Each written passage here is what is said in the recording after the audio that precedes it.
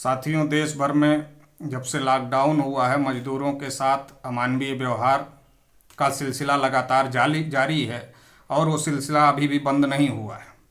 जब लॉकडाउन हुआ तो देश भर की फैक्ट्रियां, देश भर के उद्योग, देश भर के कारोबार बंद हो गए। तो इसकी वजह से बड़ी संख्या में, लाखों की संख्या में मजदूर बेरोजगार हो गए। उनके सामने खाने पीने का संकट खड़ा हो गया, उनके सामने भुखमरी से मरने का संकट खड़ा हो गया।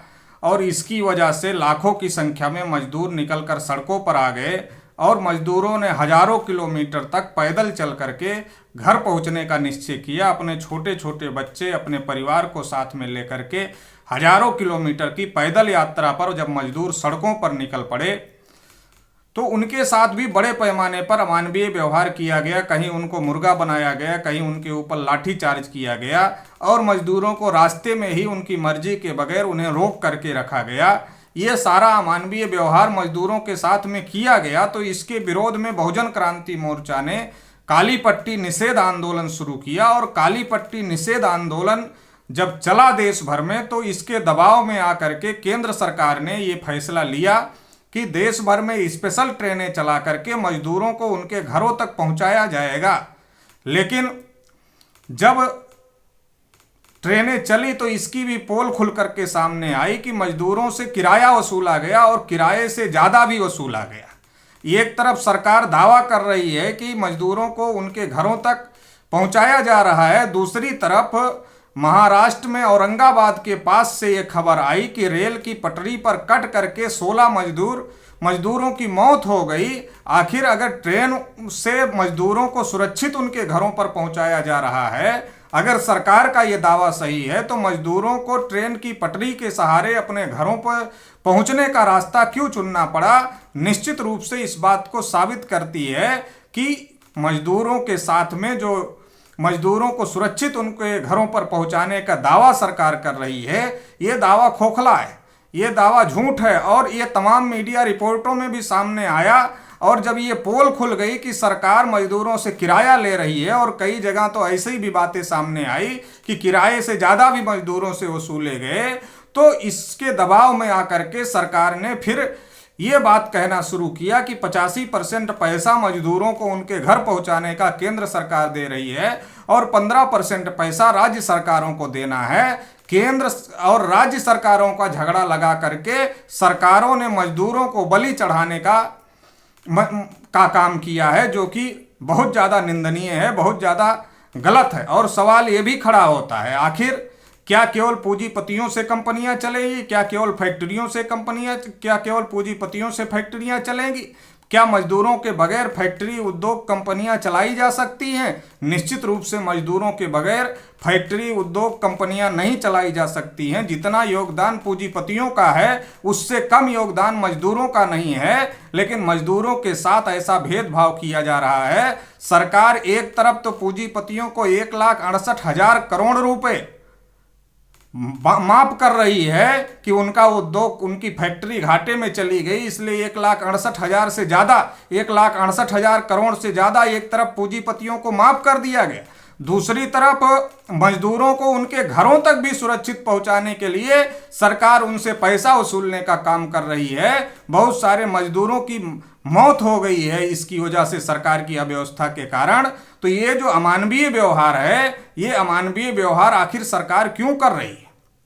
मजदूरों के साथ में इतना बड़ा अन्याय सरकार क्यों कर रही है, ये सवाल खड़ा हो जाता है। जबकि रेलवे ने ही 151 करोड़ रुपए पीएम केयर फंड में दिया है। पूरे देश में पीएम केयर फंड में कोरोना से लड़ने के नाम पर वसूली चल रही है और 151 करोड़ रुपए खुद रेलवे ने अगर पीएम केयर फंड में दिया हुआ है, तो फिर पीएम केयर फंड में जो रेलवे ने ही 151 करोड़ दिया, अगर उसी पैसे का इस्तेमाल मजदूरों को उनके घरों पर पहुंचाने के लिए किया गया होता, तो आज ये मजदूरों की मौत नहीं होती। तो ये जो स्थिति देश में निर्माण हो गई है, इससे तो यही लगता है कि देश में जो सरकार है वो आरएसएस नियंत्रित सरकार है। और जो आरएसएस नियंत्रित सरकार है, चूंकि आरएसएस को जो चलाने वाले लोग हैं वो यूरेशियन लोग हैं, विदेशी नस्ल के लोग हैं। और ज़्यादातर जो मजदूर लोग हैं वो मजदूर लोग इस देश के मूल निवासी लोग हैं, पिछड़े वर्गों के लोग हैं, schedule caste, schedule tribe, OBC और माइनॉरिटीज के लोग हैं। तो इन लोगों को मारने की साजिश नस्लीय भेदभाव के तहत सरकार कर रही है। सरकार की मंशा, सरकार की नीयत साफ नहीं दिख रही है। नहीं तो मजदूरों को उनके घरों पर पहुंचाना कोई बड़ी बात नहीं थी। एक तरफ तो मजदूरों को उनके घरों तक नहीं पहुंचाया जा रहा है, दूसरी तरफ जिन लोगों के कारोबार बंद हो गए, जो प्रतिदिन का काम धंधा करते थे और प्रतिदिन उनके घर उस काम धंधे की इनकम से चूल्हा जलता था, वो काम धंधा बंद हो गया, इसलिए चूल्हा जलने का भी संकट खड़ा हो गया और वो भुखमरी के कगार पर खड़े हो गए। सरकार लगातार दावा कर रही है कि जरूरतमंदों तक राशन पहुंच रहा है, लेकिन बहुत सारी जानकारी ऐसी है कि जरूरतमंदों तक राशन पर्याप्त मात्रा में नहीं पहुंच रहा है और इसकी वजह से भुखमरी से मरने का सिलसिला शुरू हो गया है। तो ये जो सारा संकट आ गया है, इस संकट से लोगों को बचाने की जरूरत है। वर्ल्ड हेल्थ ऑर्गेनाइजेशन पहले ही चेतावनी दे चुका है कि जितने लोग कोरोना से नहीं मरेंगे, लॉकडाउन में भुखमरी की वजह से उससे ज़्यादा लोग मर सकते हैं। सरकार जिस तरीके से संवेदनहीन है, इससे तो जो बात वर्ल्ड हेल्थ ऑर्गेनाइजेशन ने कही कि कोरोना से ज़्यादा भुखमरी से लोग मर सकते हैं, ये बात सही साबित हो सकती है। इसलिए ज़रूरत है कि लोगों को पर्याप्त सुविधाएं उपलब्ध कराया जाए, पर्याप्त राशन उपलब्ध कराया जाए। राशन की कोई कमी नहीं है। जो अन्न गोदाम हैं भारत सरकार के, वो अनाज से भरे पड़े हैं, तो वो अनाज ज़रूरतमंदों तक पहुंचाया जाए। इन दो प्रमुख मांगों को लेकर के पहली मांग ये कि मजदूरों को सुरक्षित उनके घरों तक पहुंचाया जाए, और जब उद्योग शुरू होगा, चूंकि उद्योग शुरू होगा तो अर्थव्यवस्था पटरी पर आएगी, और अर्थव्यवस्था उद्योग तब शुरू होगा जब मजदूर उद्योगों में, फैक्ट्रियों में काम करेंगे। तो इसलिए अर्थव्यवस्था को पटरी पर लाने के लिए मजदूरों का बहुत बड़ा योगदान है। तो मजदूरों को सुरक्षित उनके घरों तक छोड़ा जाए और उनके घरों से वापस फिर मजदूरों को उनके काम पर, स्थिति सामान्य होने पर, फैक्ट्री शुरू होने पर उनके काम तक उनको छोड़ा जाए। तो पहली मांग ये है। और दूसरी मांग ये है कि जो भी ज़रूरतमंद हैं उन तक पर्याप्त मात्रा में राशन पहुंचाया जाए। इन दोनों मांगों को लेकर के बहुजन क्रांति मोर्चा के राष्ट्रीय संयोजक आदरणीय वामन मेश्राम जी ने, चूंकि 17 मई तक लॉकडाउन है, इसलिए 18 मई को देशव्यापी जेल भरो आंदोलन घोषित किया हुआ है।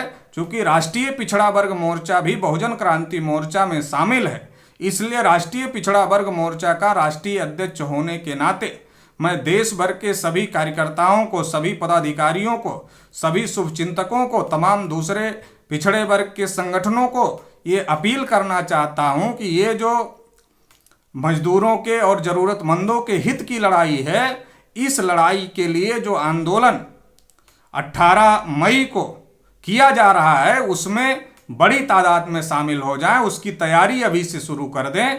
तैयारी करने के लिए घर से बाहर निकलने की ज़रूरत नहीं है, घरों के अंदर रह करके ही टेलीफोन से इसकी तैयारी करना है।